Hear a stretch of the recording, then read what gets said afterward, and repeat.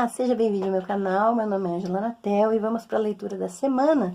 E eu quero ler um trecho desse livro maravilhoso aqui, A Terra dos Mil Povos, História Indígena do Brasil contada por um índio, tá? Do Cacá Verá Jecupé. Estou ultimamente lendo várias versões da mesma história e é muito importante que a gente mude os interlocutores para perceber as nuances. Então vamos lá.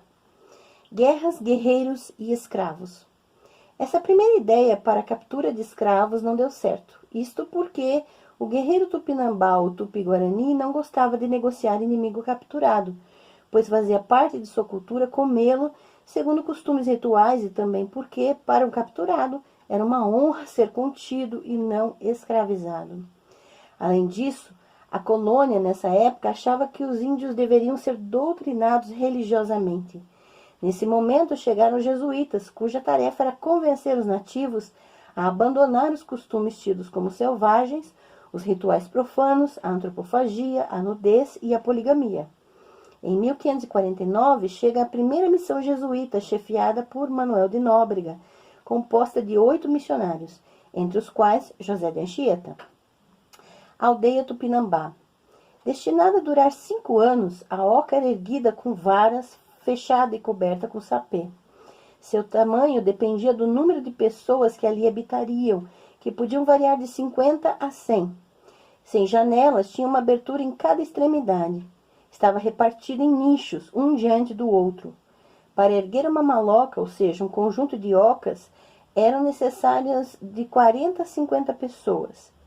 Em cada nicho pendurava-se uma ini, rede ou esteira. Dentro da oca haviam igaçabas, potes, cuias, iempepó, panelas, gamelas, porongos, arcos, flechas, burdunas, aves, animais. E no centro, a tatarendaba, fogueira, também acesa. No alto, o tipiti, espremedor de mandioca, a urupema, peneira grande, puçá para pescarias e induá, pilão.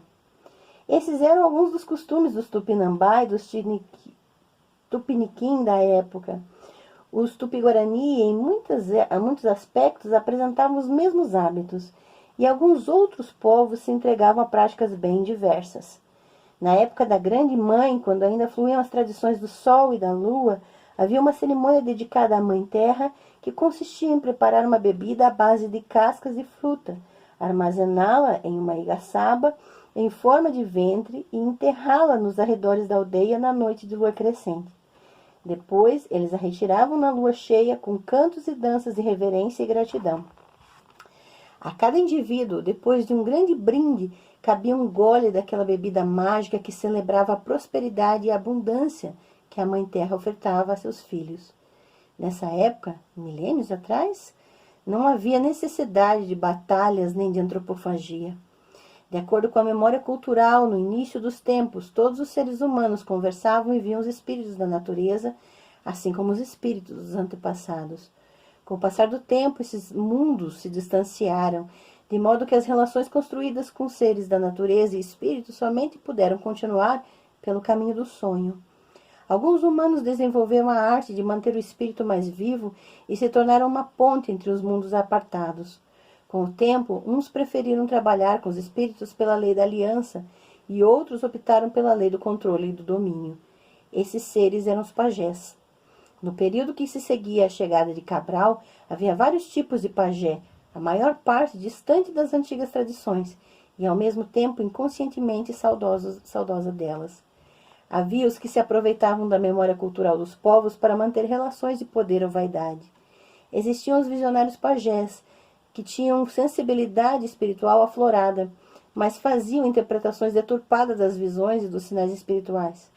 Alguns acabaram levando muitos povos por caminhos errados.